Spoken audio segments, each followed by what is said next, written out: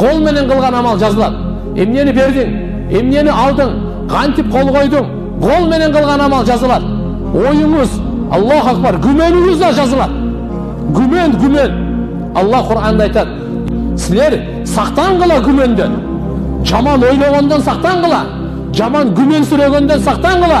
Аллах буйрук берип атат. Жаман күмөн кылба мусулмандар тууралуу. Мусулмандын артынан айып издеп түшпө. Аллах сен артыңан түшөт. Аллах үйүндө отургусуп туруп айыбын ачып коет. Мусулмандын айыбын издебе. Айыбы ачылып калса, жашыргандын аракетин кыл. Мусулмандардын баары бир тууган. Тазалыкка чакыр, оңолууга чакыр, ынтымакка чакыр, достукка чакыр, тазалыкка чакыр, биримдүүлүккө чакыр, бөлүнбө жарылууга. Аллага кыямат күнү биз жооп беребиз.